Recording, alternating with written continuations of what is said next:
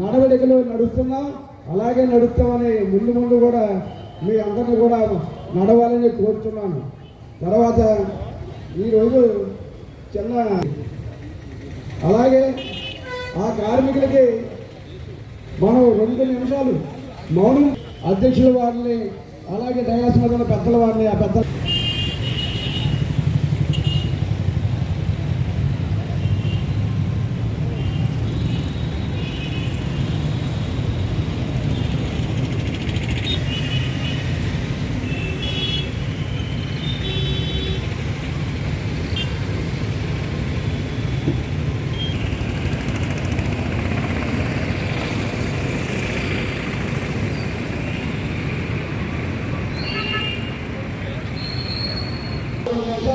మౌనం పాటించడం చాలా దూరంగా.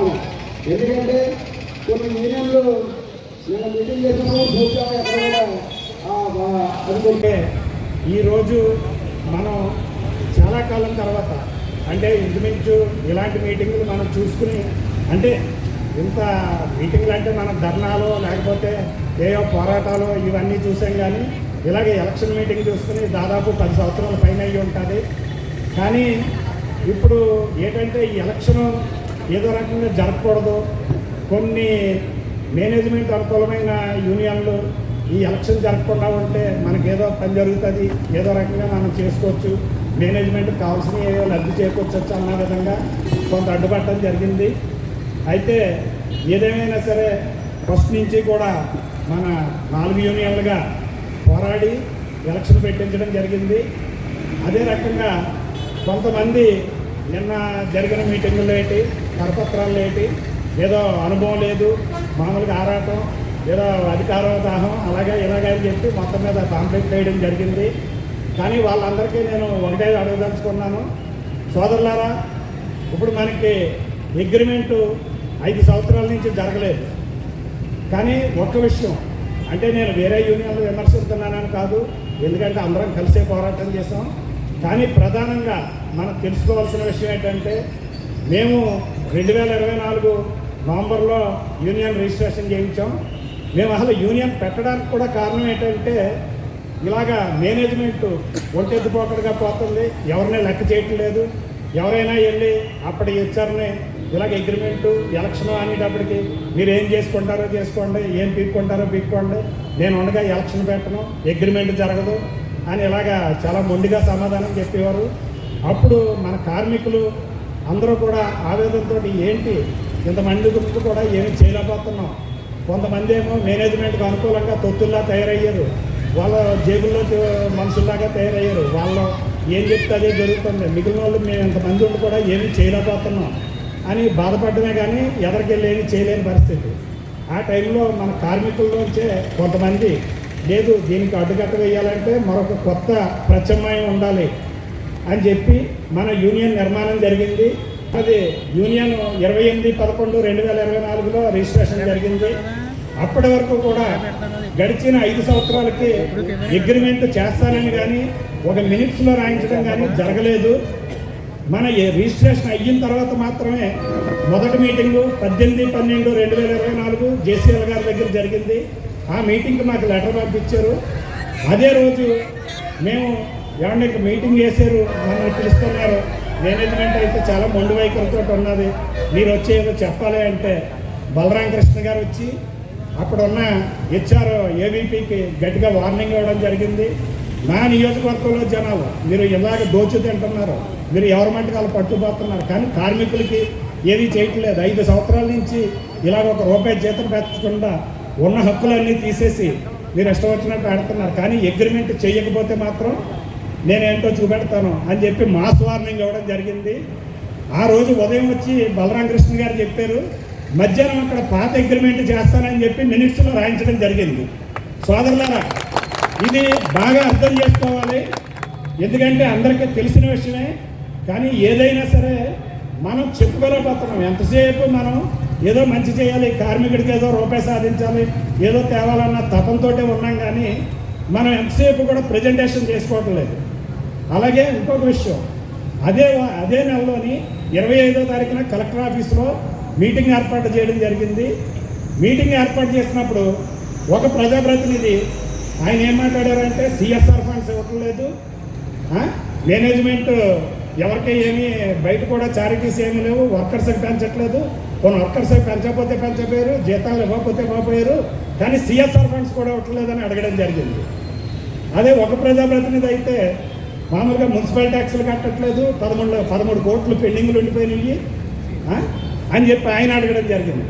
కానీ మన యూనియన్ గౌరవ అధ్యక్షులు బలరాం కృష్ణ గారు మాత్రమే ఈ 5 సంవత్సరాల్లో ఏమేమి తీసేశారు, ఏంటి ఎన్ని హక్కులు కోల్పోయాం, ఒక క్వార్టర్స్ పడగొట్టేయడం కానీ, క్వార్టర్స్లో ఉన్న డిస్పెన్సరీ తీసేయడం కానీ, అలాగే క్యాంటీన్ రేట్లు పెంచడం కానీ, అలాగే బస్సు ఫీజు 10 రూపాయలు ఉన్న బస్సు ఫీజు 750 పెంచడం కానీ, ఇలా ప్రతి పాయింట్ కూడా క్షుణ్ణంగా మాట్లాడితే నిజంగా రోజు వచ్చిన 11 యూనియన్ల ప్రెసిడెంట్ సెక్రటరీలతో పాటు గౌరవ అధ్యక్షులకు కూడా బుర్ర పని చేయలేదు.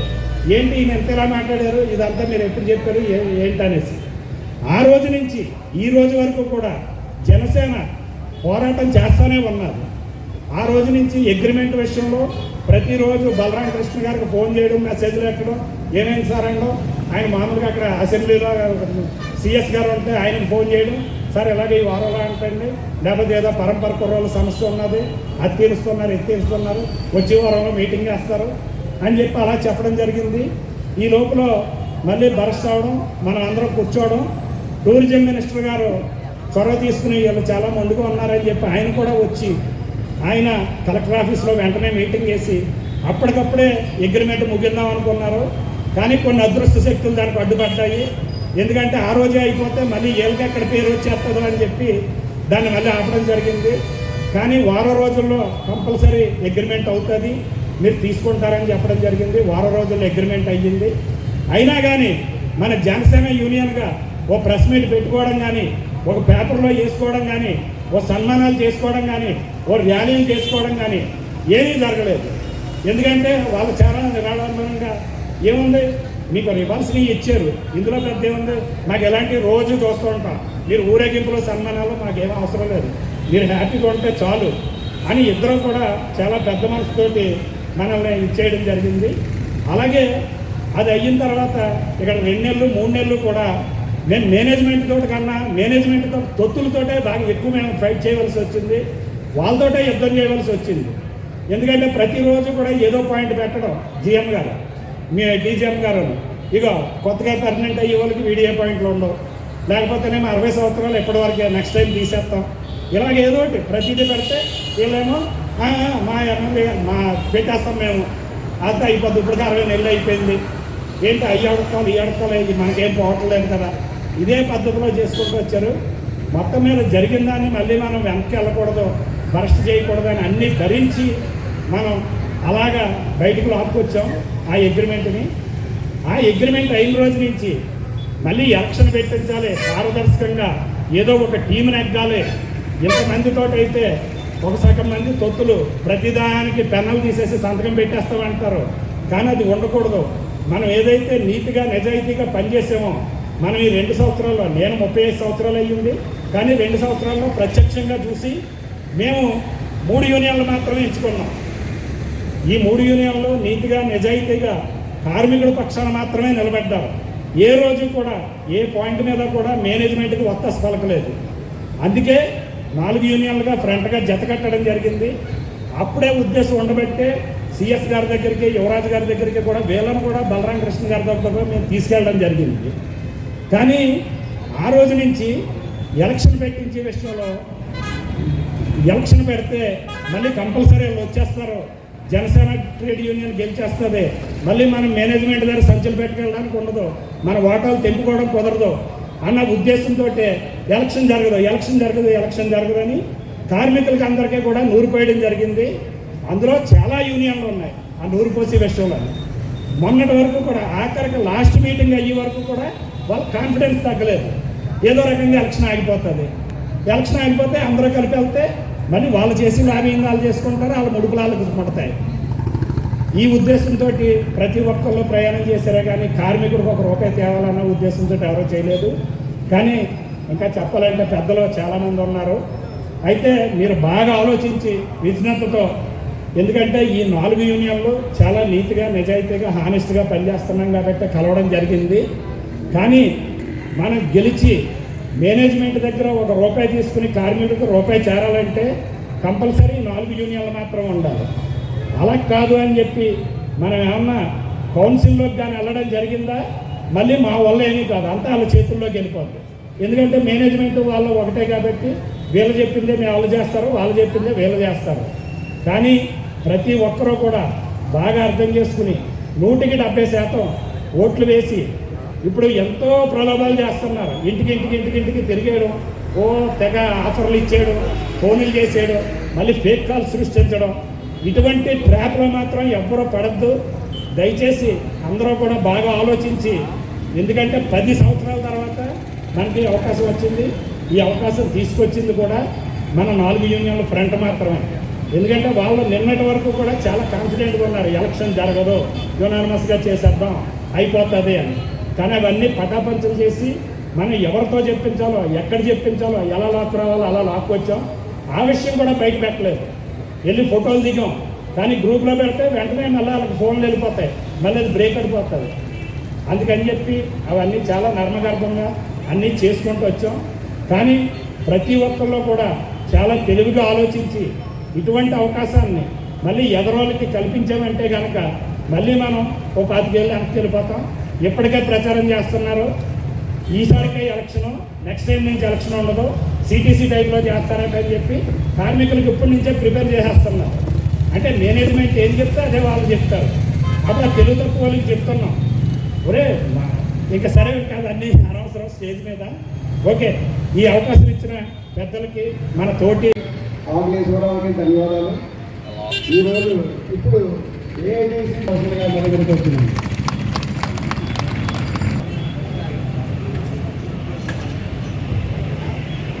ఈ యొక్క ఏపీఎల్ పేపర్ మిల్ చాలా లోతైనటువంటి అనుభవం కలిగినటువంటి వారు ఉన్నారు. ఎప్పుడు నేను మీతో మాట్లాడుతూ ఉంటాను కనుక మరి ఈశ్వరరావు గారు అనేక విషయాలు చెప్పారు. ఈ రోజున ఇక్కడ జరుగుతున్నటువంటి ప్రతి విషయం కార్మికులందరూ కూడా గమనిస్తూ ఉన్నారు. ఈ మీటింగ్ కూడా ఆటంకపరచాలని అనేకమైన దుష్ట కార్యక్రమాలు ఇక్కడ చేస్తూ ఉన్నారు. వాటన్నిటినీ ఎదుర్కొని మనం ఎవరిని విమర్శించం.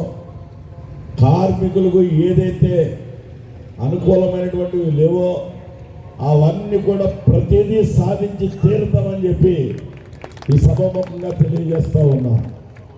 అంతేకాకుండా ఎప్పటి నుండో పేపర్ మిల్లో ఉన్న కాంట్రాక్ట్ కార్మికులందరూ కూడా కార్డు హోల్డర్స్ ఉన్నారు, మంచి స్కిల్స్ ఉన్నాయి. వాళ్ళందరినీ కూడా రిక్రూట్మెంట్ చేయడంలో ఈ యొక్క నాయకత్వం ముందుండి మిమ్మల్ని పర్మనెంట్ చేయడానికి, అలాగే కార్డు లేనటువంటి వారికి కార్డులు ఇప్పించడానికి మేము ముందుండి పనిచేస్తాం. ఇది ఏదో మాటలు చెప్పడం కాదు, చేసి చూపించడం మా బాధ్యత. అది మేము చేసి చూపిస్తామని మనం చేస్తూ ఉన్నాం. కనుక ప్రతి ఒక్కరూ కూడా ఇప్పుడు మీ అందరికీ తెలుసు, ఎందుకంటే ఒక్క ఓటు గెలిచినా, ఒక ఓటు ఎక్స్ట్రా వచ్చినా వాళ్ళదే. కానీ ఇప్పుడు అలా కాదు, 51% అన్నారు. ఈ జనసేన ట్రేడ్ యూనియన్ 51% వరకు ఆగిపోకుండా మనం 80% పేపర్లో ఉన్న నాయకులు ఓట్లు వేయడానికి సిద్ధంగా ఉన్నారు. ఎంతమంది ఎన్ని ప్రలోభాలు పెట్టినా తగ్గేది ఎక్కడా లేదు. కార్మికులకు మేలు చేసి చూపిద్దాం. మేనేజ్మెంట్ వారితో ఎలాగ మాట్లాడాలో, కార్మిక సమస్యలను ఎలా పరిష్కరించాలో మాకు తెలుసు. ఇక్కడున్నటువంటి ఫ్రంట్లో ఉన్నటువంటి వారు మేము ఎప్పుడు కూడా ఎక్కడ చేసి అడగడం మాకు తెలియదు. మేము హక్కులు సాధించడానికి మిల్లులో ఉన్నాం, అదే మేము చేసేటటువంటి కార్యక్రమం.